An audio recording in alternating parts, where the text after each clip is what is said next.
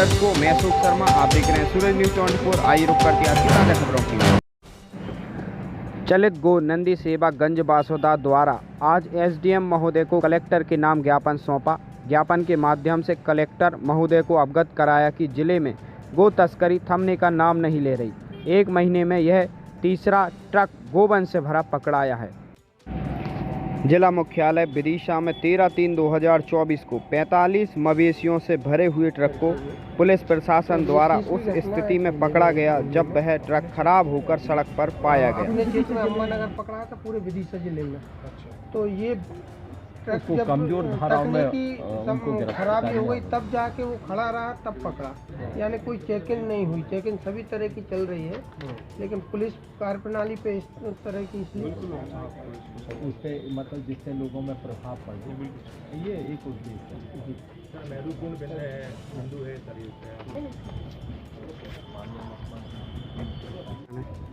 विदिशा जिले में गौवंश की तस्करी बड़ी भारी पैमाने पर जारी है। शासन की ओर से उचित कार्रवाई नहीं होने के कारण से गौवंश करने वाले अपराधियों के हौसले बढ़े हुए हैं। गिरफ्तारियां और कार्रवाई होती है साधारण धाराओं में, जिससे उनका मनोबल ऊंचा है। हमारी मांग है कि गहन कार्रवाई होना चाहिए, उनको अधिकाधिक दंड दिया जाए जिससे गौवंश की रक्षा हो सके। यही हमारा उद्देश्य है। तो अभी ये ट्रक पकड़ाया है, अभी थाने में रखा गया, तो आप अब क्या कार्रवाई चाह रहे हैं इसमें?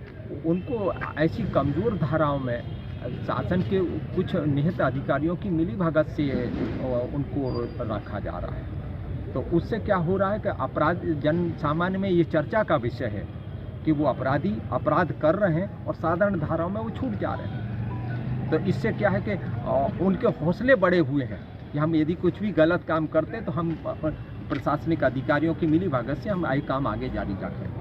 तो ये जनता की जो हमारे राज्य के मुख्यमंत्री हैं उनकी जो भावना है उसकी छवि के अनुरूप कार्य होना चाहिए, जैसा कि वो स्वयं चाहते। कठोर हम नगर के सभी जो गौ सेवा क्षेत्र में कार्य करने वाले युवा वर्ग हैं वो यहाँ ज्ञापन के माध्यम से ये एसडीएम साहब को अवगत कराने आए थे कि पुलिस ट्रक वाहन तो पकड़ लेती है, लेकिन उसके चालक और क्लीनर फरार हो जाते हैं। इसके बावजूद यदि पुलिस किसी भी तरह की कार्रवाई करती है तो वो ना तो पेपर में उजागर की जाती है और ना ही सार्वजनिक रूप से वो किसी माध्यम से ओपन किया जाता है उन आरोपियों का नाम। और उसमें जो मिलीभगत जिन तस्कर करने वाले लोगों की मेन भूमिका रहती है, उनके नाम आज तक ना तो बताए गए हैं, ना ही कहीं सार्वजनिक स्थान पर चस्पा किए गए हैं। हम सभी सामूहिक रूप से इस बात की मांग करने भी आए थे कि आरोपियों को खुले सार्वजनिक रूप में उनके नाम ओपन किए जाएं, जिससे आने वाले समय में युवा वर्ग ऐसे लोगों का प्रचार करके और सचेत करने का अपने क्षेत्र में काम करें। कार्रवाई प्रणाली करो। तो अभी बता रहे हैं ये एक महीने में तीसरी घटना है जो गौ माता अभी पकड़ाई है।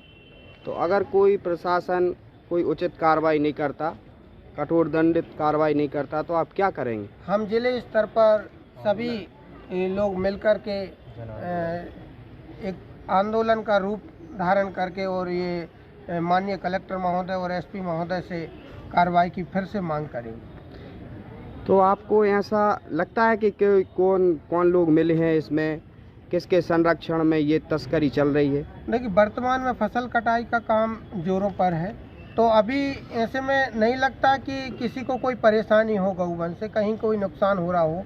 इसके बावजूद जो आदतन अपराधी हैं वो गौ तस्करी, जिसमें लगभग 45 गौवंश थे और मात्र 12 जीवित मिले, ये बहुत दर्दनाक और गंभीर विषय है। इस पर भी यदि पुलिस कोई कार्रवाई नहीं करती है तो निश्चित रूप से पुलिस विभाग की कार्यप्रणाली पर हम लोग आशंका व्यक्त करते हैं और तो हम चाहते हैं कि जो दोषी व्यक्ति हैं उन पर कड़ी से कड़ी कार्रवाई हो और उनका जल्द से जल्द पता लगाया जाए। तो ये ग्रामीण क्षेत्र से जो गाय भर के ट्रक में ले जाते हैं, ये कहाँ तक जाती हैं, ऐसा कुछ पता है आपको? ये ऐसा तो पता नहीं है, लेकिन सबसे ज़्यादा जो पश्चिम बंगाल में एक दिन में लगभग 80,000 गौवंश, पूरे देश में एक दिन में 80,000 गौवंश कटता है। उनमें सबसे ज़्यादा जो गौवंश कटता है वो पश्चिम बंगाल में और हैदराबाद, दो स्थानों पर बहुतायत में गौवंश की हत्या होती है। तो आपने शासन से क्या मांग रखी है? हमने शासन से मांग करी है कि गौ संरक्षण के साथ साथ गौ संवर्धन को बढ़ावा मिले।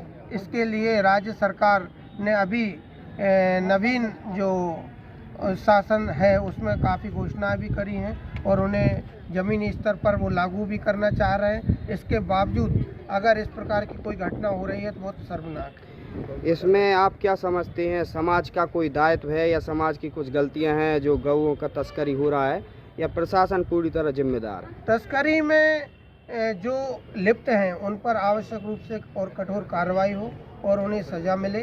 और मैं समझता हूं कि गौवंश में जितनी संस्थाएं और संचालक और व्यवस्थापक लगे हुए हैं उनकी इस क्षेत्र में गौ तस्करी करने के विरुद्ध जो वो कार्रवाई चाहते हैं उसमें पुलिस उनका सहयोग करे, उनकी मदद करे। अपने क्षेत्र की हर छोटी बड़ी खबर प्राप्त करने के लिए चैनल को सब्सक्राइब करें। सूरज न्यूज़ 24 गंज बासोदा।